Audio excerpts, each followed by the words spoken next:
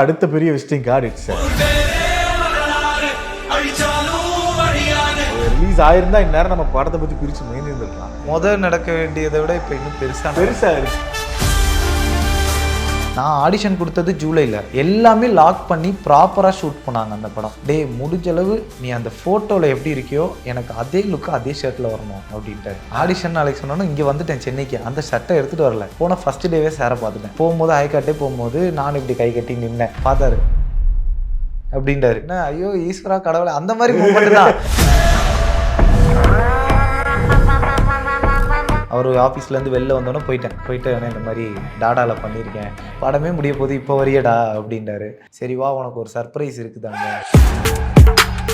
இப்போ சார் அங்கே உட்காந்துருந்தாரு. நான் இருந்து இப்படி பார்த்துக்கிட்டே இருந்தேன். அதோட இப்படி கூப்பிட்டாரு. ஷூட்டுக்கு போனதுக்கப்புறம் இந்த மேக்கப் போடுறதுக்கு 4 hours ஆகும்.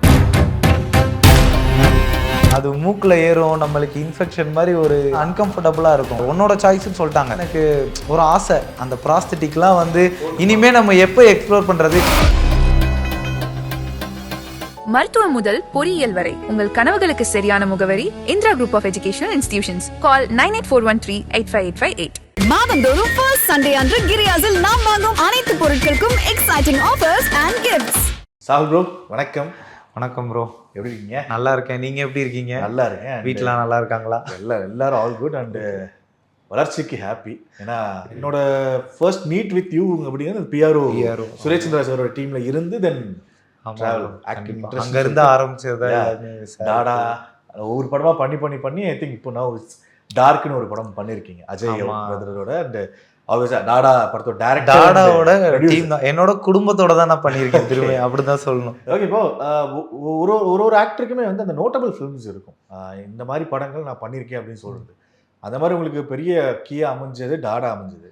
அண்ட் ஆப்வியஸா டார்க் அது நிறைய பேர் பார்த்துட்டு பாராட்ட போற படம்.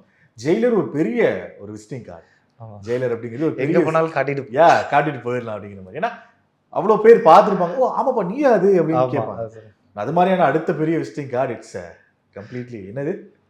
ஆமாம், ஜனநாயகன். ஸோ ரிலீஸ் ஆயிருந்தா இந்நேரம் நம்ம படத்தை பற்றி பிரித்து மேய்ந்திருந்துருக்கலாம். ஆயிருக்க வேண்டியது பட் இன்னும் ஆகாம இருக்கு.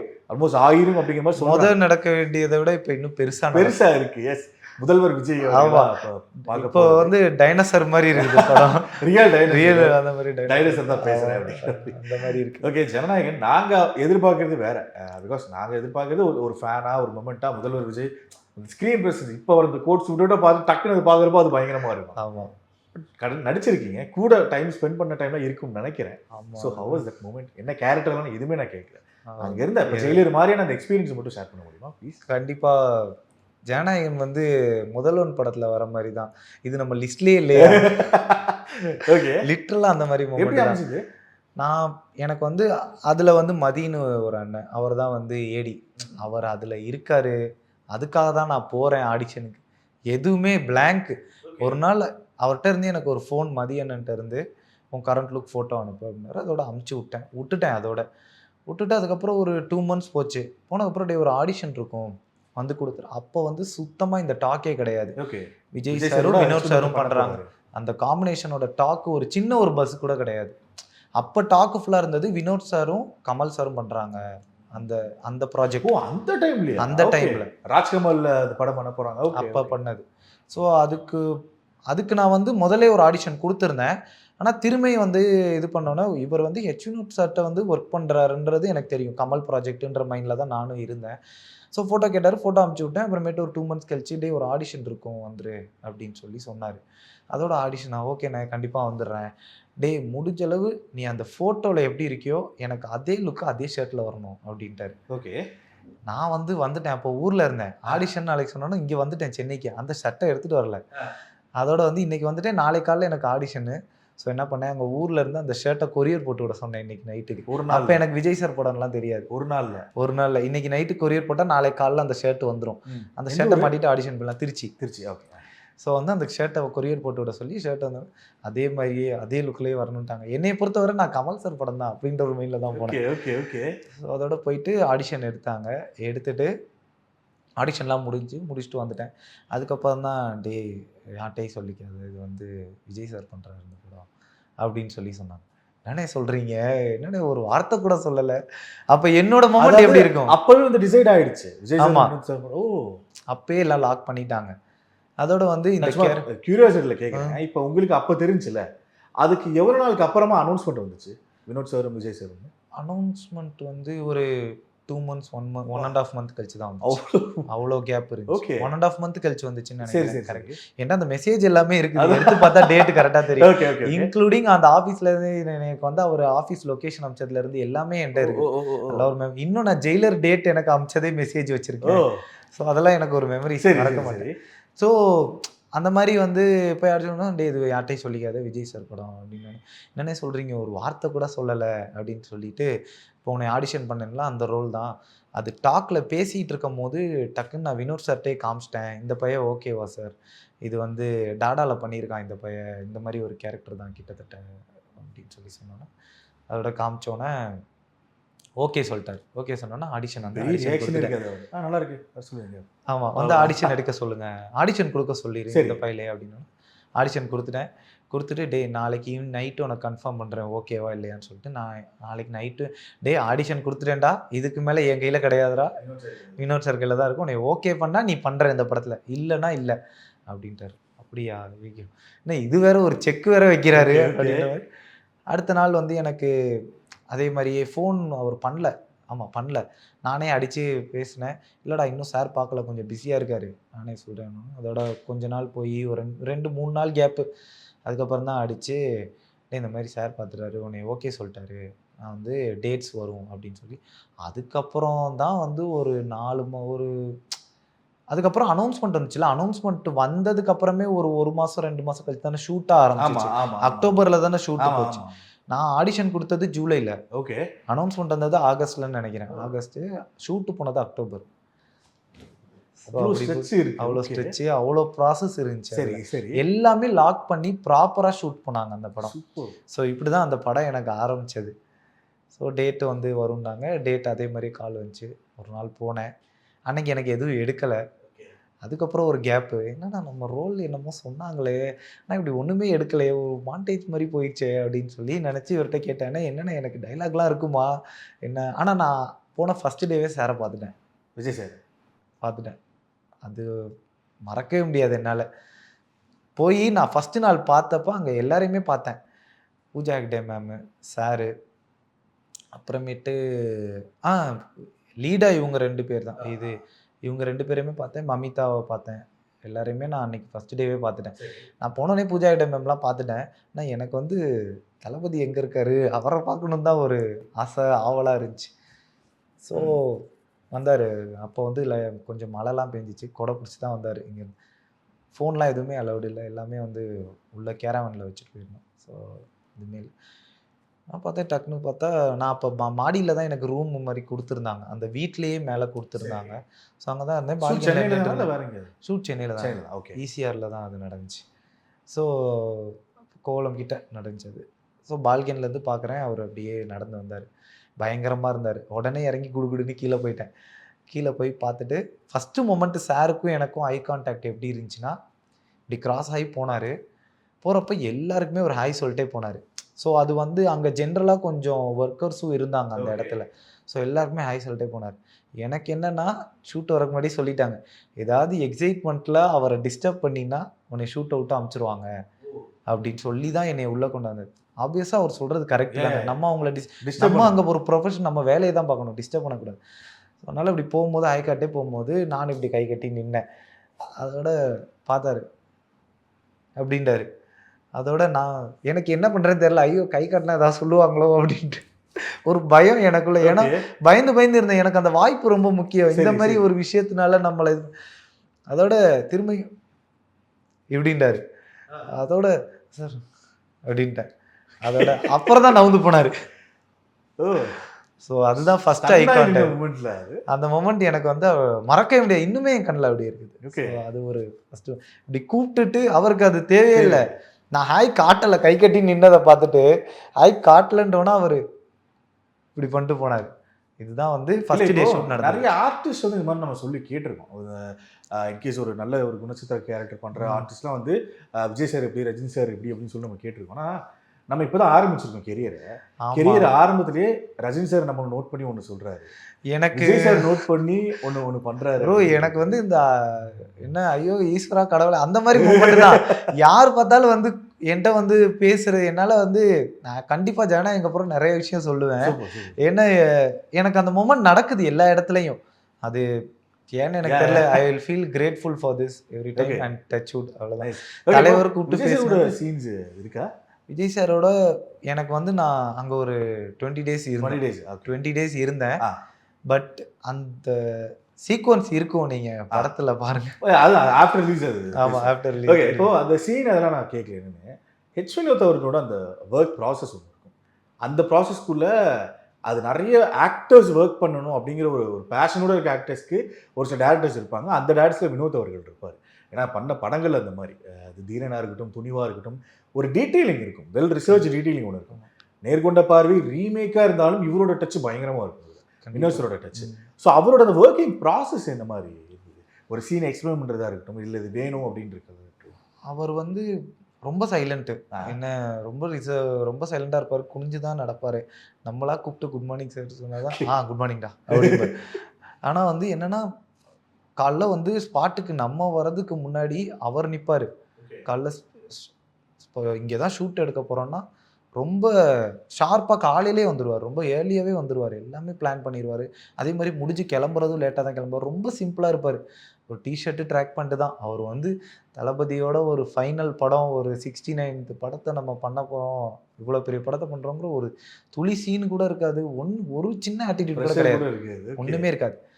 என்கிட்ட வந்து அவர் கொஞ்சம் திட்டுலாம் வாங்கினேன், ஒரு 2-3 திட்டு வாங்கினேன் ஸ்பாட்டில் தான். ஓகே, அது வந்து அவர் ஒன்று சொன்னது வந்து எனக்கு அது சரியாக புரியலை, அதனால வந்து திட்டு வாங்கினேன். ஆனால் திட்டினதுக்கப்புறம் அதை நான் பண்ணதுக்கப்புறம் இதை தான்டா கேட்டேன் வந்துட்டேன் அப்படின்னு. ஃபஸ்ட்டு நல்லா பண்ணிட்டு இப்போ ஏன்டா சொதப்பினேன், இந்த திட்டு வாங்காமல் இருந்திருக்கலாம்ல அப்படிம்பாரு. ஸோ அந்த மாதிரி மொமெண்ட்ஸ் அவரோட இருக்கு. அவர் அதே மாதிரி அவரை நான் வந்து முதலே மீட் பண்ணியிருக்கேன். நேர்கொண்ட பார்வை டைம்லலாம், வலிமை டைம்லேயும் நான் மீட் பண்ணியிருக்கேன். துணிவு ஆக்சுவலாக நான் பண்ண வேண்டியது மிஸ் ஆயிடுச்சு. துணிவும் நான் பண்ணியிருக்க வேண்டியது. நான் நீங்கள் சொன்ன மாதிரி பிஆர்ஓ சொல்லிட்டு ஒர்க் பண்ணும்போது, ஸோ நேர்கொண்ட பார்வை டீம் இன்டர்வியூ டைம்லலாம் நான் அவரை நிறையவே மீட் பண்ணியிருக்கேன். அதெல்லாம் அவர்கிட்ட நான் அதுக்கப்புறம் தான் சொன்னேன். அப்படியாடா, சரி சரி எனக்கு மறந்துருச்சுடா, இப்போ தான் ஞாபகம் வருது அப்படின்னு. என்னன்னா எனக்கு இந்த ஜனநாயகம் முடிச்சு நான் போகிறப்ப அவர்கிட்ட இருந்து ஒரு வேர்டு கிடச்சதே எனக்கு ஒரு சந்தோஷம். என்ன சார் இன்னையோட முடியுதாடா அப்படின்னாரு. ஆமாம் சார் முடியுது அப்படின்னு. சரி ஓகேடா, அடுத்த படத்தில் பார்ப்போம் அப்படின்றார். இது ஓகே அப்படின்னு சொல்லிட்டு அவர் சொல்கிறாருல, அது ஓகே. மற்றபடி டேக்கும் நான் அதிகமாகலாம் எதுவும் போகல. என்ன கரெக்டாக அவருக்கு தேவையானதை நான் பண்ணிடுவேன். ஆனால் அவர் நடிச்சுலாம் காட்ட மாட்டார், இதுன்னு சொல்லிடுவார். ஆனால் எனக்கு கொஞ்சம் ஃப்ரீடம் கொடுத்தாரு. 2-3 விஷயம் நான் இன்புட் கேட்டேன் சீன்ஸில். அவர்கிட்ட நான் வந்து கேட்டேன், சுற்றி கேட்டுட்டு இருப்பேன். சரி எல்லாரும் சுற்றி கேட்குறேன், எல்லாரும் கடைசியில் இவரை தான் கை காட்டுறாங்க அப்படின்னு சொல்லி, சரி நான் இப்படி பண்ணலாமா அப்படின்னு கேட்டோன்னா, பண்ணிடுவியா ஒரே டேக்கில், டைம் எடுக்கக்கூடாது அப்படிங்கிற. நான் டைம்லாம் எடுக்க மாட்டேன் சார். சரி பண்ணிடுறப்ப அப்படின்னாரு. ஸோ அது வந்து நீங்கள் படம் பார்க்கும்போது தெரியும், அது ஒரு சின்ன ஒரு சேஞ்சு தான் ஒன்று, அது இதாக இருக்கும். நான் அந்த டைம் நிறையா அதை பற்றி சொல்கிறேன். ஓகே, இது ஒன்று இருக்குது. ஃபைனல் மூமெண்ட்டாக ஒன்றுனா அந்த லீக் அந்த டைம் வந்தப்போ எல்லாருமே ஷாக். ஃபேனாக இருக்கும்போதும் சரி, ஃபேன் இந்த சென்ஸ் அந்த ஒரு மூவி பஃபாக படங்கள் நிறையா பார்த்து அப்படி வந்ததும் சரி, இவ்வளோ பெரிய படம், அந்த ஒரு நிமிஷம் சீன் எடுக்கணும்னா அது எவ்வளோ டேக் இருக்கும், அது பின்னாடி எவ்வளோ பேரோட உழைப்பு கண்ணில் இருந்து பார்த்தா தான் தெரியும். ஒரு 100 பேர்கிட்ட 200 பேர்கிட்ட ஒர்க் பண்ணுவாங்க அதில். அது ரொம்ப பிரேக் ஆயிடுச்சு. நீங்கள் போட்ட வீடியோவில் கூட அது தெரிஞ்சுது. ஆமாம், நான் ரொம்ப உடஞ்சிட்டேன் லிட்ரலாக. ஏன்னா இந்த படம் நான் நடிக்கிறது, ஜனநாயகன் நடிக்கிறது என்னோட வீட்டுக்கு கூட நான் சொல்லலை. ஷூட் போகிறேன்னு தான் சொல்லியிருக்கேன். அது வரை அதை நான் நடிக்கிறேன்னு யாருக்குமே சொல்ல, என் ஃப்ரெண்ட்ஸ் சர்க்கிள் யாருக்குமே தெரியாது. கடைசியாக நான் இந்த ஃபஸ்ட் லுக் போஸ்டர் வந்ததுக்கப்புறம் தான் நான் happy to be a part of திஸ்ன்னு நான் அதை ஷேர் பண்ணும்போது தான் எல்லாருக்கும் தெரிய வந்துச்சு. அப்போ கூட நான் ஃப்ரெண்ட்ஸ் யார்ட்டையுமே எவ்வளவோ எல்லோரும் கம்பல் பண்ணாங்க. எல்லார்ட்டையும் நான் என்ன சொல்லி வச்சுருந்தேன்னா, நான் ஒரு அடியாளில் ஒரு ஆள் அப்படி தான் சொல்லி வச்சுருந்தேன். கூம்ஸில் ஒரு ஆள், சும்மா வருவேண்டா, ஒன்றும் பெருசாலாம் தெரிய மாட்டேன், மித்தபடி ஒரு கேரக்டரா பண்ணியிருக்கேன் நீ யார்ட்டையுமே சொல்லு. ஏன்னா அது தியேட்டர்ல அவங்க பார்க்கும்போது டேய் என்னடா சாவல் இப்படி ஒரு ரோல் பண்ணியிருக்காரு அப்படின்ற ஒரு விஷயம் இருக்குல்ல. நான் அதை கூட அந்த படத்துல நடிக்கிறோன்னு ஷேர் பண்ணிட்டேங்கிறால என்னடா நடிச்சிருக்கேன்னு கேட்குறப்ப நான் அந்த ரவுடிங்கள்ல கும்பல்ல ஒரு ஆள், ஒரு ஃபைட்டர்ஸ்ல ஒரு ஆள், அந்த மாதிரி தான் எல்லாட்டையும் சொல்லி வச்சிருந்தேன். வீட்லையும் சொல்லி வச்சிருந்தேன், ரிலேட்டிவ்ஸ் எல்லாட்டையும் தான் சொல்லி வச்சிருந்தேன். ஸோ அப்படி சொல்லி வச்சிருக்கும்போது நம்ம அந்த மொமெண்ட்டை வந்து இவங்களோட ஃப்ரெண்ட்ஸோட என்ஜாய் பண்ணோம் அப்படின்னு நம்ம ஒரு இது பண்ணியிருக்கும் போது இப்போ அது வந்து லீக் ஆனவொடனே கொஞ்சம் ஆனால் எவனையும் நான் இன்னும் படத்தை பார்க்கவில்லை. எல்லாரும் எனக்காக இன்னும் படத்தை பார்க்கல என்னோட ஃப்ரெண்ட்ஸ். அது வந்து நான் ரொம்ப பெருமையாக சொல்லுவேன். யாருமே எனக்காக பார்க்கல இன்னும். நைஸ். ஓகே, அந்த மூமெண்ட்டுக்கு வெயிட் பண்றோம் பிக் ஸ்கிரீன்ல. அது கண்டிப்பாக நானும் ரொம்ப வெயிட் பண்றேன் அப்படிங்கிறது. ஆனால் அதுக்கப்புறம் நிறைய இருக்கும் விஷயங்கள் பேசுறதுக்கு. ஐ திங்க் தெரியுது சொல்லும் போதே நிறைய இருக்குது. என்கிட்ட வந்து நிறைய இருக்குது. நீங்க வந்து உங்களுக்கு தேவையான விஷயங்கள் நிறைய இருக்குது. எனக்கும் அதை சொல்லணும்னு ரொம்ப ஆர்வம் இருக்கு. ஒரு ஆர்வம் இந்த சிச்சுவேஷன்ல என்னால அது எதுவுமே சொல்ல ஓகே. பட் முடியல. பிஃபோர் ஜனநாயகன் ரிலீஸ் ஆகிறதுக்கு முன்னாடி டார்க் ஒரு நல்ல இது கிடைச்சிருக்கு. ஜூலை ஸ்டார்டிங் இது எனக்கு அடுத்து வந்து ஜனநாயகன் ஆக போகுதுன்னு சொல்றாங்க. நானும் ஆப்வியஸா வெயிட் பண்றேன். ஓகே. அண்ட் ஐ திங்க் இப்போ நெக்ஸ்ட் வினோத் சாரை மீட் பண்ணும்போது இந்த எலிமெண்ட்ஸை காட்டுறதுக்கு ப்ரௌடா இருக்கும். கண்டிப்பா இது ப்ரௌடா இருக்கும். Because he knows the value of அந்த ஆர்டிஸ்டோட வேல்யூ அவருக்கு தெரியும். அது கண்டிப்பா அது வந்து எல்லாருமே ரெகக்னைஸ் பண்ணும். ஆடியன்ஸும் கண்டிப்பா டார்க் எல்லாருமே பார்க்கணும். ஆனால் இன்னும் நிறைய எலிமெண்ட்ஸ் இருக்கு. ஏன்னா இப்போ இந்த மாதிரி படங்கள் பண்றது ஓகே, அண்ட் நம்ம டீமை விட்டு வெளியே போய் நம்ம ஒன்று பண்றது ஓகே, அதுதான் இவங்களுக்கு இன்னும் பெரிய ஹாப்பி, சந்தோஷமா இருக்கும். ஆமா, அந்த மாதிரி ஜெயிலர்ல நீங்க ஒர்க் பண்ணது அது ஒரு குட்டி சீனா இருந்தாலுமே தலைவர் எனக்கு அதுக்கு மேல என்ன ஜெயிலர் எப்படி அமைஞ்சது அந்த எக்ஸ்பீரியன்ஸ் பத்தி பேசுங்க. என்னோட காலேஜ் சீனியர் அக்ஷய்னு ஒரு அண்ணன், அவர் வந்து அதில் ஏடி. ஸோ வந்து அவர் ரொம்ப நாளாக நான் ஜெயிலர் ஃபாலோ பண்ணியிருந்தேன், ஒன்றும் அமையலை. ஒரு நாள் வந்து டேய் நெல்சன் அண்ணன் ஆஃபீஸில் இருக்காரு, நீ வந்துரு, ஆனால் என் பேர் சொல்லாத, நெல்சன் அண்ணன்ட்ட டைரெக்டாக பேசிடு, அதுக்கு மேலே என் கையில் கிடையாதுரா அப்படின்ட்டார். ஆனால் ஜெயிலர் அமைகிறதுக்கும் காரணம் எனக்கு டாடா தான். டாடா February ரிலீஸ் ஆச்சு கரெக்டாக. டாடா ரிலீஸ் ஆனோடனே எனக்கு அக்ஷய் அண்ணன் இந்த நியூஸ் சொன்னார். ஸோ நான் நெல்சன் அண்ணனை வெயிட் பண்ணேன், ஒரு 2 hours வெயிட் பண்ணி அவர் ஆஃபீஸ்லேருந்து வெளில வந்தோன்னே போயிட்டு ஆனால் இந்த மாதிரி டாடாவில் பண்ணியிருக்கேன் நீங்கள் படம், ஏன்னா கவின் சார் அவங்கெல்லாம் வந்து கொஞ்சம் ஸோ அதனால் இந்த ஃபர்ஸ்ட் சீன் நான் தான் வரது அப்படின்னோடனே படமே முடிய போது இப்போ வரையடா அப்படின்றாரு. அப்படி ஜெயிலர் டைம் படமே முடிய போது இப்போ வர அப்படின்றாரு. அதோட இல்லை நான் முதல்ல இருந்தே அண்ணன் தான் பேசினேன், முதல்ல இருந்தே ட்ரை பண்ணிகிட்டு இருக்கேன், ஆனால் இப்போ தான் ஏதாச்சும் சரி ஓகே ஏதாவது இருந்தால் பார்ப்போம், இல்லைனா அடுத்த படத்தில் பார்ப்போம்னு போயிட்டார். ஆனால் ஒரு 2 நாளில் கால் வந்துருச்சு இந்த மாதிரி ஒரு ரோல். ஆனால் எனக்கு தலைவர் கூட பண்ண போகிறேன் அதெல்லாம் எனக்கு எதுவுமே தெரியாது. 2 நாள் கால் வந்துருச்சு. நான் அப்போ தான் எனக்கு அந்த சீனியர் சொன்னேன்ல ஏடி அவர் கிடச்சேன்னா இந்த மாதிரி கால் பண்ணி சொல்லிட்டாங்கண்ணே அப்படின்னு. சரி வா உனக்கு ஒரு சர்ப்ரைஸ் இருக்குது அங்கே அப்படின்னே. உண்மையாக சொல்லுங்கள் தலைவருடைய சீனு அப்படின்னு சொல்லி கேட்டேன், சொல்லவே மாட்டேன்ட்டார். அப்புறம் போய் தான் பார்த்தா எனக்கும் தலைவருக்கு மட்டும்தான் அன்றைக்கி சீனாக இருந்துச்சு. ஸோ அது ஒரு இதாக ஜெயிலரோட ஹேக்கர் ரோல். அது அவரும் நானும் எனக்கு வந்து நான் ஏதோ வந்து ஒரு இதாக இருந்தால் அவரை பார்த்தா போதும் அப்படின்ற மாதிரி ஒரு இதில் இருந்தேன். பட் அவரோட உட்காந்து இந்த மாதிரி நான் நடித்தேன், அது மறக்க முடியாது என்னால். பேசுறது இது ஆப்பர்ச்சுனிட்டி இருக்குதா? ஆமாம், ஒரு 2 days இருந்துச்சு. ஓகே, அது வந்து நான் ஃபஸ்ட் நாள் வந்து எடுக்கலை. ஃபஸ்ட் நாள் நான் எடுக்கிறத தான் பார்த்தேன். அவர் பார்த்தாரு என்னைய, நானும் பார்த்தேன். அவர் நடிக்கிறத பார்த்துட்டே இருந்தேன். ஏன்னா நம்ம வந்து இந்த மாதிரி லைஃப் மொமெண்ட்டில் திரும்ப வராது. அவங்கள்ட்ட என்ன லேர்ன் பண்ண முடியுமோ அதை லேர்ன் பண்ணி செகண்ட் டே தான் ஷார்ட் இது மாதிரி தான் எடுத்து முடித்தோன்னே கேமரா வேறு ஆங்கிள் மாற்றினாங்க. ஸோ அப்படி மாற்றுறப்போ ஒரு பிரேக் இருந்துச்சு. அப்போ சார் அங்கே உட்காந்துருந்தாரு, நான் இருந்து இப்படி பார்த்துக்கிட்டே இருந்தேன். அதோட இப்படி கூப்பிட்டாரு. எனக்கு இந்த மொமெண்ட் வந்து எல்லா இடத்துலையுமே நடக்குது. இப்படி கூப்பிட்டுட்டு நல்லா பண்ணப்பா, சூப்பராக பண்ண, எந்திரிச்சார் உட்காந்துருந்தவர். அவருக்கு எந்திரிக்கணும்னு அவசியம் இல்லைன்னா எந்திரிச்சார். நான் போனோன்னே உட்காரல, ஏன்னா நம்ம எப்படி அது வந்து இது இல்லை. நான் போனோடனே அவர் எந்திரிச்சிட்டாரு உடனே, இது நல்லா பண்ணப்பா, சூப்பராக பண்ணேன் அப்படின்ட்டாரு. சார் ஒரு சீன் தான் உடனே இல்லை இருந்தாலும் ரோலிங் ஆகலை, அந்த பீன் பேக்லேருந்து ஸ்பீடாக எந்திரிச்சேன் டக்குன்னு. ஏன்னா அந்த சேர் மாற்றி எடுத்தாங்க. ஃபஸ்ட்டு வந்து அவருக்கு பீன் பேக் அவருக்கு தான் இருந்தது. ஆனால் அவருக்கு கொஞ்சம் இதனால எனக்கு வந்து பீன் பேக்கை மாற்றிட்டு என் சேரை அவருக்கு கொடுத்து எடுத்தாங்க. அதுக்கப்புறமேட்டு எனக்கு மாற்றி எடுத்தாங்க என்னோட க்ளோஸ் எடுக்கும் போது அதே சேர். ஸோ வந்து அப்படி எடுத்துக்கிட்டாங்கம்மா. உங்களுக்கு படத்தில் பார்த்தா தெரியும் 2 பேரும் தனித்தனி வைடில் எடுத்ததை வந்து ரொம்ப அந்த இடம் இருட்டாக இருந்தது. உங்களுக்கு நெல்சன் சார் பேட்டர்ன் பார்த்தாலே தெரியும், க்ளோஸ் தான் இருக்கும் மூஞ்சி, ஹெட் அவ்வளோதான். ஸோ அது பேட்டர்னால அப்படி போயிடுச்சு. அதனால பீன் பேக்லேருந்து டக்குன்னு எந்திரிச்சிட்டேன் அப்படின்னாரு.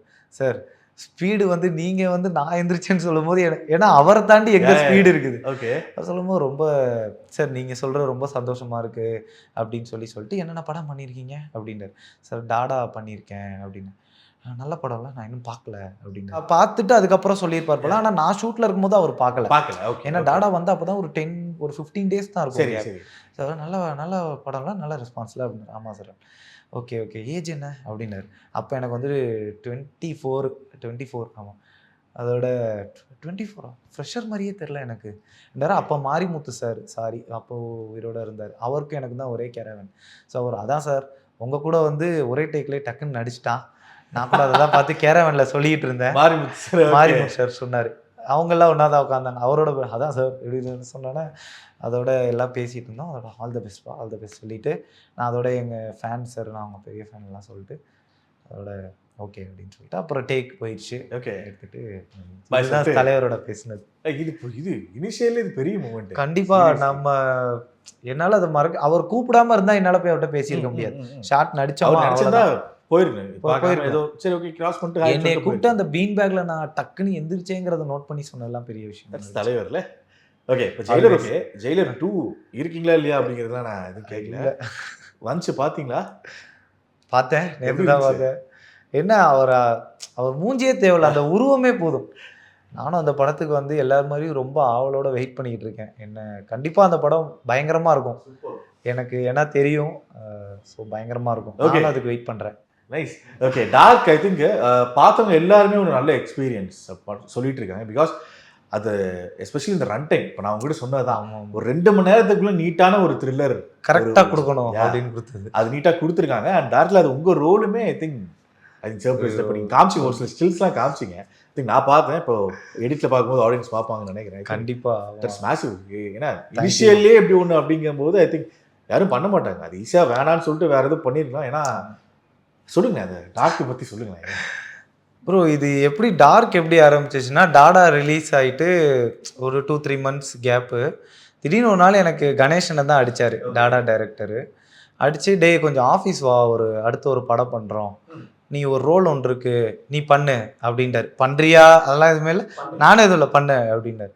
ஓகே நான் பண்ணிடுறேன் அப்படின்னு சொல்லிட்டு அடுத்த நாள் ஆஃபீஸ் போனது தான் கல்யாண அண்ணன் வந்து எப்படின்னா அவர் வந்து டாடால அசோசியேட். ஓகே.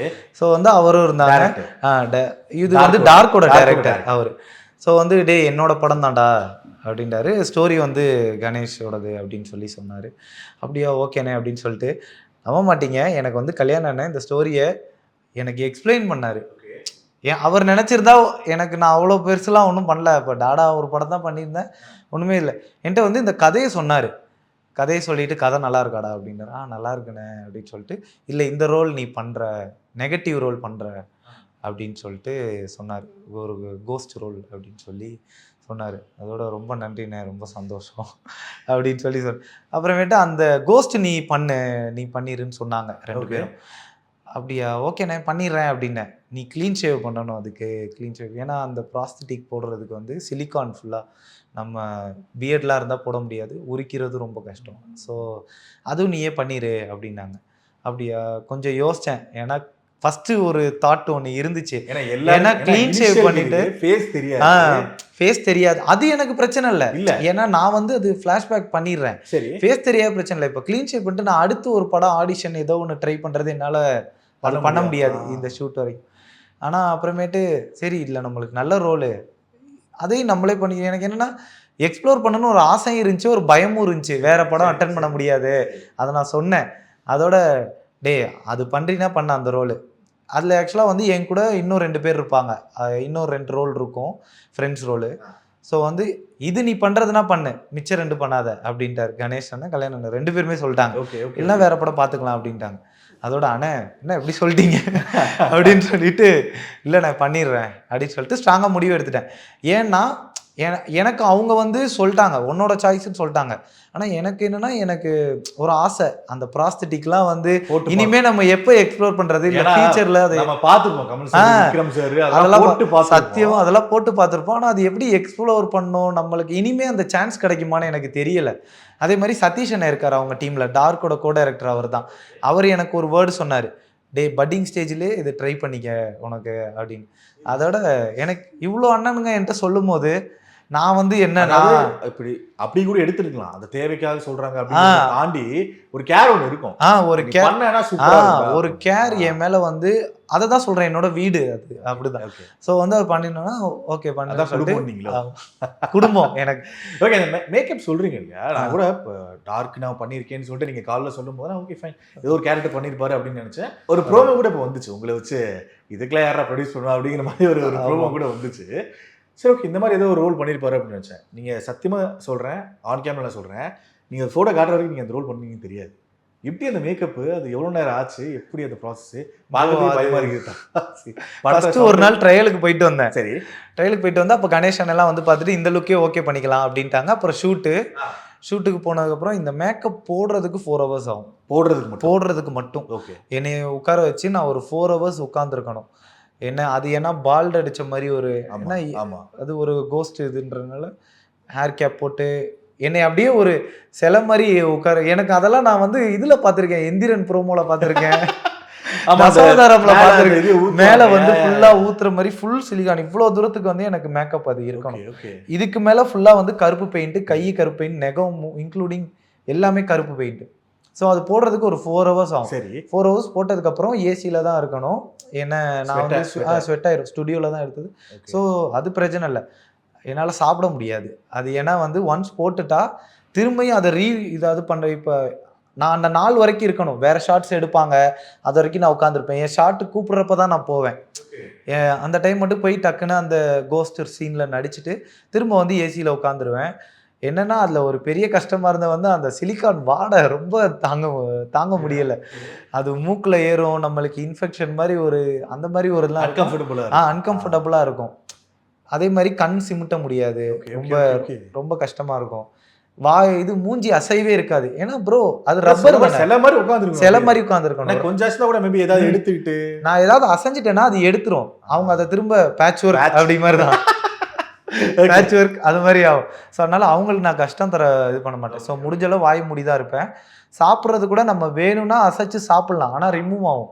அதனால நான் சாப்பிட மாட்டேன். கை அசாலும் ஏதோ ஒன்று ஆயிடுமோ. கையை செய்கிறதில்ல, இப்போ வாய் திறக்கிறோம்ல, அது திறக்கும் போது தான் ஒட்டிட்டு இருக்கும், ஒட்டி தான் இருக்கும், ஃபுல்லாக ஒட்டி. உங்களுக்கு அது பார்த்தா தெரியும், நீங்கள் அது போடுவீங்க, அப்போ ஆடியன்ஸுக்கும் தெரியும். என்னன்னா வந்து அதனால வந்து ஜூஸ் தான், ஸ்ட்ரால தான். ஸோ மதியானம் ஒரு ஜூஸ் கொடுப்பாங்க, ஜூஸ் குடிச்சிருவேன். சாயங்காலம் ஒரு ஜூஸு. பேக்கப் ஆனோன்னு தான் அதை ரிமூவ் பண்ணணும். அந்த மேக்கப் அதை ரிமூவ் பண்ணுறதுக்கு 3 hours ஆகும். போடுறதுக்கு 4 to 5 hours, ரிமூவ் பண்ணுறதுக்கு 3 hours. ஏன்னா வந்து அந்த பெயிண்ட் எல்லாம் எடுக்குது. பெயிண்ட்லாம் வந்து அந்த ஏதோ ஒரு லிக்விட் வச்சுருப்பாங்க, அது வச்சு தான் ரிமூவ் பண்ணுவாங்க. அது பிரச்சனை இல்லை. இது ஆக்சுவலாக ஒட்டி இருக்கும்ல, படக்குன்னு இழுத்தா நம்ம ஸ்கின்னை டேமேஜ் பண்ணும், இல்லைனா ஸ்க்ராட்ச் பண்ணிடும், ரத்தம் வந்துடும், அந்த மாதிரி. ஸோ அதனால் பொறுமையாக உரிக்கணும். ஒன்றும் வரல, பொறுமையாக உரிக்கணும். நான் அதனால தான் போகிறேன், நீங்கள் பொறுமையாக உரிக்க, எனக்கு ஒரு பிரச்சனை இல்லை அப்படின்னு சொல்லி பொறுமையாக உரிக்கணும். பொறுமையாக உரிச்சு. ஓகே, இதுதான் அந்த ப்ராசஸ் மேக்கப். இல்லை ஐ திங்க் அது ஃபோட்டோ பார்க்கும்போது தெரிஞ்சு எஃபர்ட் ஆடி இது ஒரு குடோஸ் கொடுத்தாங்க. ஏன்னா டாடால ஒரு சின்ன கேரக்டர், ஏன்னா அது டாடால ஐ திங்க் அது ஒரு மாதிரி இரிட்டேட்டான கேரக்டர் கூட தான். ஆமாம், இவன் ஏன்னா அவ்வளோ சீரியஸான ஒரு டிஸ்கஷன் ஒன்று போயிட்டு இருக்கப்போ இடையில வந்து அவனுக்கு டிசர்வ் இல்லைன்னு சொல்லிட்டு அது பண்ணுற ஒரு கேரக்டர். அது ரியல் லைஃப்லேயே பயங்கர இரிட்டேட் ஆகும், எல்லாருக்கும் கனெக்ட் ஆன ஒன்று. அந்த மாதிரி ஒரு ஈஸியாக நீங்கள் எடுத்துருந்துருக்கலாம். அவங்க சொன்ன மாதிரி மேபி ஃப்ளாஷ்பேக் மட்டும் வந்துட்டு போயிருந்துருக்கலாம். ஐ திங்க் இது எஃபர்ட். ஐ திங்க் தேங்க்யூ ரொம்ப. இது வந்து நான் இந்த இடத்துல வந்து கண்டிப்பாக கணேசனை, கல்யாண அண்ணன், மணிமாறன் அண்ணன் கோ ப்ரொடியூசர். ஸோ அவரும் one of the producer. So Manimaran அண்ணன், அவங்களுக்கும் இவங்களுக்குலாம் எல்லாருக்குமே நான் நன்றி சொல்லியிருக்கேன். நான் நன்றி சொல்லுவேன், ஏன்னா இவங்க வந்து என்னோட ஃபேமிலி தான். அவங்க நான் எப்போனாலுமே வந்து என்னைய வந்து யோசிக்காமல் அவங்க கூப்பிட்டுருவாங்க. அதே மாதிரி என் வயசில் அவங்க கதையில் ஏதாவது ஒரு ரோல் இருந்தாலும் அதை நானும் உரிமையாக கேட்பேன் அவங்கள்ட்ட. இந்த இடத்துல பதிவு பண்ணிடுறேன். இல்லை என்னன்னா இப்போ கணேஷ் பாபு அவரை பற்றி பேசணும். ஏன்னா டாடா யாருமே எதிர்பார்க்காது. ஓகே, இனிஷியல் ஒரு டெபியூ டைரக்டராக இருந்தால் ஒரு கதை இருக்குது, அதை கமர்ஷியலாக அதை எடுத்துகிட்டு போகிறதோ ஒன்று. ஆனால் அந்த படத்தை ரைட்டிங் எல்லாமே ஒரு கிராஃப்டாக பண்ணியிருப்பார் அவர். எப்படி ஆரம்பிச்சாரோ அதே மாதிரி தான் படம், அதே ஃப்ரேம்ல. ஐ திங்க் அந்த கேட் ஒரு ஸ்க்ரீன் பிளே பேட்டர்ன் வச்சு ஒன்று சொல்லுவாங்க. ஸோ அதே மாதிரி சூப்பராக அது பண்ணியிருந்தாரு. ரைட்டிங்ல ஒரு பயங்கர ஸ்ட்ராங். அதுக்கு மெயின் ரீசன் வந்து இது ரொம்ப ரேராக நடக்கிற விஷயம். இன்னொருத்தர் ரைட் பண்ணி, அதாவது ஒரு டைரக்டர் அவர் வச்சிருக்க கதையை ரைட் பண்ணி இன்னொருத்தர் டைரக்ட் பண்றது அப்படிங்கிறது. இன்னொருத்தர் கிடையாது, அவங்க ஃப்ரெண்டு தான், எல்லாம் வந்து ஒரே டீம் தான். அப்படிங்கிறது அவர் டைரக்ட் பண்ணாம இன்னொருத்தர் பண்றாங்க, இன்னொருத்தர் அப்படி சொல்றாங்க. அப்படி சொல்றேன். கே எஸ் ரவிக்குமார் சார் வந்து கதையை வாங்கி அவர் பண்ணுவாரு. ஸோ அந்த பேட்டர்ல சொல்றேன். தமிழ் சினிமால ரேர் ஏன்னா மலையாளம்ல வேற ஒரு ரைட்டர் இருப்பாங்க, கதை பண்ற ப்ரொடியூஸ் பண்ணி அதுதான். கொடுக்குறாரு, அதுவே அது பெரிய விஷயம் அது. ஓகே, இப்போ அதேதான், இப்போ கராத்தே பாபு அது இருக்கீங்களா இல்லையா அப்படிங்கிறது தெரியல, பட் இல்ல அதுல இல்ல. ஓகே, பட் அதுல கணேஷ் கே பாபு பத்தி பேசணும். ஒரு கிராஃப்டாவே பெருசாகிறாரு. அது ஃபர்ஸ்ட் படம் டாடா இங்க இருக்குன்னா கராத்தே பாபு கேஸ்டிங்காவும் சரி கதை வயசுமே அதுக்கு எடுத்து இன்பிட்வீன்ல டார்க்ன்ற ஒரு இந்த ஒரு பேட்டர்னும். ஸோ கணேஷ் அவரை பத்தி கொஞ்சம் அண்ணனை பத்தி எனக்கு பர்சனலாக தான் தெரியும். அவரோட தாட்ஸ், அவர் கூட நான் வந்து ஆக்டிங்காக என்னன்னா, நீங்க டாடாலையும் சரி எனக்கு வந்து நான் பண்ணது அவர் பண்ணது தான், அந்த போர்ஷன் எனக்கு நடிச்சு காட்டினது தான். அதே மாதிரி இப்போ டார்க்லையும் வந்து கல்யாணனே எனக்கு என்ன வேணுங்கிறத நடிச்சு காட்டுவார். எனக்கு இந்த மீட்ரு வேணும்டா, இது போதும் அப்படின்னு. ஸோ அதை நான் வந்து பண்ணுவேன். மோஸ்ட்டாக வந்து நீங்கள் பார்த்தீங்கன்னா தெரியும், இந்த படத்தில் வந்து கொஞ்சம் கிளைமேக்ஸ் போர்ஷன் ஃபுல்லாக கல்யாண என்னைய சொன்னது டார்க்கில். இனிஷியலாக வந்து உள்ளது வந்து ஒரு 2-3 சீன் மட்டும் கணேஷ் அண்ணன் வருவார் ஷூட்டிங்கு. இதெல்லாம் கல்யாண அண்ணன். மோஸ்ட்டாக டார்க்கில் வந்து கல்யாண அண்ணன் சொன்னதான் நான் பண்ணேன். ஒரு சீன் வந்து கணேஷ் அண்ணன் வந்தார். ஸோ வந்து அது வந்து அவர் அங்கேயுமே எனக்கு இது பண்ணு அப்படின்னு ஸோ இவங்க எல்லாருமே இப்படி தான். சதீஷ் அண்ணன் சொன்னேன்ல, கோ டைரக்டர், அந்த டார்க்கில் வந்து நான் ஒரு சில சீன்ஸ் பண்ணியிருப்பேன். அது எப்படின்னா பார்த்தோன்னா உங்களுக்கு உச்சக்கட்டமாக கோவம் வரும். அது அவர் சொன்னது தான்.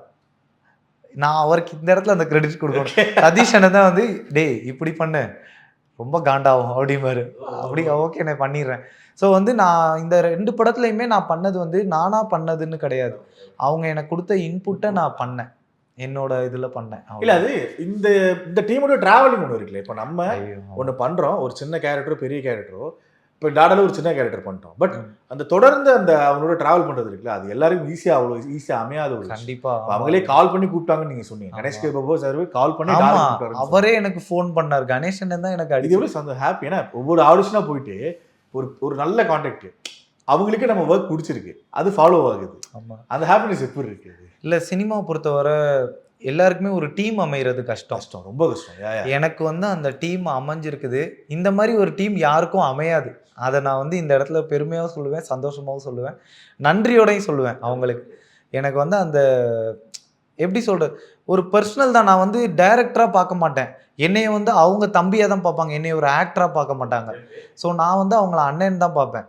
நீங்கள் சொல்கிறீங்க நம்ம வந்து ஒரு ப்ரோ, நானும் நிறைய நீங்கள் சொல்கிற மாதிரி ஆடிஷன் எல்லாமே அட்டன் பண்ணியிருக்கேன். நம்மளை அவங்க ஒரு ஆக்டராக பார்ப்பாங்க, இது பண்ணிடுவாங்க. ஏன்னா நம்மளும் அவங்கள ஒரு டைரக்டராக பார்ப்போம். அந்த ஒரு ஜோனுக்குள்ளே போக முடியாது. இவங்களுக்குள்ள நான் வந்து ரொம்ப ஒரு ஜோன். எனக்கு வந்து ஒரு அண்ணன் தான், ரொம்ப கம்ஃபர்டபுள், உரிமை. கம்ஃபர்டபுள்னு சொல்கிறத விட உரிமை. அவங்க என்னை திட்டுவாங்க, அதை நான் இது நிறையா திட்டு வாங்கியிருக்கேன். என்ன டாடா டீமில் நீங்கள் சொல்கிற மாதிரி டாடா கேமராமேன் எழில் சார் இருக்கார்ல, எழில் அண்ணன் தான் எனக்கு. எழில் அண்ணன் அதே மாதிரி இப்போ ஓம்லாம் பண்ணியிருக்காரு. ஸோ அவரும் என்னைய திட்டிருக்காரு. டாடாவில் நான் ஃபஸ்ட்டு படம் ரிலீஸ் ஆகி திட்டு வாங்கினது அவர்கிட்ட தான். ஸோ அந்த மாதிரி இவங்க வந்து என்னை திட்டுவாங்க, சதீஷ் அண்ணன் திட்டுவார். அந்த உரிமை தான். நானும் வந்து அண்ணன் ஓகேண்ணே அப்படின்னு சொல்லி ஒரு லேர்னிங் தான். கணேசனே டேய் டார்ச்சர் பண்ணாத, வேலையாக இருக்கே, ஃபோன் அடிக்காத, அப்புறமா பேசுகிறேன் அப்படிம்பாரு. ஆனால் அப்புறமா அடிப்பார் எனக்கு. ஓகே என்ன ஸோ இப்படி தான். இதுக்கு மேலே எனக்கு அந்த பாண்டை எப்படி சொல்கிறதுன்னு தெரியல. அது என்னோட வீடு மாதிரி அவங்க ஆஃபீஸு. எப்போ வேணால் போவேன், எப்போனா வருவேன். நான் என்ன சின்ன ப்ராஜெக்ட்ஸ், ஒரு ஷார்ட் ஃபிலிமோ ஒரு எது பண்ணாலுமே போகிறோம், நான் பண்ணுறேன் பைலட் ஃபிலிம் எல்லாமே. எது பண்ணாலுமே அதை வந்து கணேசன்கிட்ட ஃபஸ்ட்டு காட்டுவேன். கணேசன் அதை பார்த்துட்டு அவர் எப்போ கேட்டாலும் எனக்கு லான்ச் பண்ணி விடுவார். எவ்வளோ பிஸியாக இருந்தாலும் சரி, அதை உடனே லான்ச் பண்ணி விடுவார். இது நல்ல விஷயமே. Thank you so much bro. ஜனநாயகனுக்கு அப்புறம் இன்னும் ஒரு டைம் மீட் பண்ணி பேசுவோம். அண்ட் ஸ்டார்டிங் சொன்ன மாதிரி தான், வளர்ச்சிக்கு ரொம்ப ரொம்ப ஹாப்பி. ஏன்னா நம்ம சைடில் நம்ம பார்த்த ஒருத்தர் இப்போ ஒரு நல்ல நோட்டபிளான ஃபிலிம்ஸை ஒரு முக்கியமான கேரக்டர்ஸ் பண்ணுறாரு அப்படிங்கும்போது ஐ திங்க் டார்க் பற்றி என்னென்னா, நான் எதனால வந்து இவ்வளோ தூரம் அதுக்கு வந்து எஃபர்ட் போட்டேன்னா, அது உண்மையாலுமே வந்து நம்மளுக்கு ஆடியன்ஸுக்கு ஒரு புதுவிதமான ஒரு ஹாரர் படம், ஒரு எக்ஸ்பீரியன்ஸ். ஸோ அதை எல்லாருமே கெயின் பண்ணும் தியேட்டர்ஸில் போய். அதை வந்து ஈஸியாக ஓடிடிலேயோ இல்லை எதில் வேணால் ஆனால் வந்து அந்த தியேட்டரில் அதை வந்து எக்ஸ்பீரியன்ஸ் பண்ணும். ஏன்னா அவ்வளோ பேரோட எஃபர்ட். கல்யாணனை அவங்க வந்து இப்போ நீங்கள் நினச்சி பாருங்கள், டாடா டைரக்டர் கராத்தே பாபு ஒன்று பண்ணும்போது இந்த கதையை அவர் நினச்சிருந்தா விட்டுருக்கலாம், அவருக்கு தேவையே கிடையாது, டார்க்கை விட்டுருக்கலாம், ஒரு ஹாரர் ஃபிலிம் தானே, இதையே நம்ம ரிஸ்க் எடுக்கணும் அப்படின்னு. ஆனால் அதை வந்து அவங்க விட்டு கொடுக்கல. இதை நம்ம பண்ணணும், ஆடியன்ஸுக்கு அந்த இதை கொடுக்கணும். இப்போ நானுமே வந்து எனக்கு அந்த படம் நான் ஏன் பண்ணேன்னா, அது ஒரு புதுசா ஒரு விஷயத்த நான் பண்ணணும், ஒரு எக்ஸ்போஸ் பண்ண, ஒரு எக்ஸ்பீரியன்ஸ் பண்ணணும் அப்படிங்கிறதுக்காக தான் பண்ண. என்ன இருக்குன்னு பார்க்கணும்ல, அதுக்காக தான். அதே மாதிரி அஜய் கார்த்திக் ப்ரோ, அவர் வந்து அது இந்த படம் தான் அவரோட டெபியூட். காளிதாஸ் 2 முன்னாடியே இதை தான் அவங்க நடிச்சது அவரு. அப்படியா? ஆமா, காளிதாஸ் 2 ஆனா ஃபர்ஸ்ட் ரிலீஸ் ஆயிடுச்சு. பட் இதுதான் அவரோட டெபியூட். நல்ல ரெஸ்பான்ஸ். தியேட்டருக்காம் ஒரு டீசன்ட் ரெஸ்பான்ஸ். ஓடிடி நல்ல ரெஸ்பான்ஸ். எஸ், அதே மாதிரி அவருக்கு இந்த படமும் ஒரு எல்லாருக்குமே ஈஸியா ஃபர்ஸ்ட் படம் இப்படி அமைஞ்சிடாது. அவர் நினைச்சா கமர்ஷியலா ஒரு படம் பாட்டு டான்ஸ்னு பண்ணிட்டு போயிட்டே இருக்கலாம். ஆனா அவர் இதை எடுத்து பண்ணது, அதுக்கு ஒரு கட்ஸ் வேணும், ஒரு கான்ஃபிடென்ட் வேணும். ஸோ அவருக்கும் வந்து நான் விஷ் பண்ணிக்கிறேன் இந்த இடத்துல. ரொம்ப ஸ்வீட் அவர் என்ன. ஸோ நாங்கள் எல்லாருமே இதுக்காக ரவிசக்தி அண்ணன் வந்து டாடால வந்து அசோசியேட் சினிமாட்டோகிராஃபராக இருந்தவர். எழில் சாரோட அசோசியேட் அவர். ஆமா, எல்லாமே உங்களுக்கு டாடா டீம் தான். அப்படியே அந்த குடும்பம் தான், அப்படியே அந்த குடும்பம் தான். அப்படியே இப்படிக்கு மட்டும்தான் பேர் மாறுது. அப்படியே எழுதிட்டு இப்படிக்கு. அதே மாதிரி அதே டெய்லர் அதே வாடகை. அந்த ஓகே ப்ரோ, அதனால வந்து கண்டிப்பா எல்லாருமே பாருங்க, நீங்களும் பாருங்க டாடாவை. ஆடியன்ஸுக்கும் நான் ஒரு கண்டிப்பா தியேட்டர்ல பாருங்க. தியேட்டர்ல கண்டிப்பா எல்லாருமே ஸ்கிரீன்ஸ் ஏதாவது மிஸ் அப்படிங்கிற மாதிரி இருந்தா கண்டிப்பா ஓடிடில பார்க்கக்கூடிய ஒரு நல்ல எலிமெண்ட் ஃபிலிம். எஸ், கண்டிப்பா எல்லாருமே தியேட்டர்ல போய் பாருங்க, இதை எக்ஸ்பீரியன்ஸ் பண்ணுங்க. ரொம்ப நல்ல படம். உங்களுக்கு கண்டிப்பா நீங்க டிசப்பாயின்மெண்ட்டோட வெளில வர மாட்டீங்க. புதுசா ஒன்று பார்த்துருக்கோண்டா. ஏன்னா வந்து எனக்கு இந்த படம் பர்சனலா எப்படி நிறைய பேரும் சொன்னதுன்னா, யாவரும் நலம் பார்த்ததுக்கு அப்புறம் எனக்கு அந்த படத்தோட ஃபீல் வந்து டார்க்ல கிடைச்சிச்சு. ஸோ இதுதான் யாருக்கெல்லாம் யாவரும் நலம் ஒரு ஹாரர் எப்படி பிடிக்குமோ எல்லாருமே போய் பாருங்க. எல்லாருமே பார்க்கக்கூடிய படம் இது. எந்த ஒரு வல்காரிட்டிஸ் எதுவுமே கிடையாது. ஸோ தேங்க்யூ, சப்போர்ட் பண்ணிட்டே இருங்க. தேங்க்யூ கார்த்திக் ப்ரோ, ரொம்ப நன்றி எனக்கு சப்போர்ட் பண்றதுக்கு. தொடர்ந்து சப்போர்ட் பண்ணுங்க. ரொம்ப நன்றி. அது கண்டிப்பா எப்பவுமே இருக்கும். So thank you. மருத்துவம் முதல் பொறியியல் வரை உங்கள் கனவுகளுக்கு சரியான முகவரி Indira group of educational institutions. Call 9841385858. மாதந்தோறும் ஃபர்ஸ்ட் சண்டே அன்று கிரியாஸில் நாம் வாங்கும் அனைத்து பொருட்களுக்கும் எக்ஸைட்டிங் ஆஃபர்ஸ் அண்ட் கிஃப்ட்ஸ்.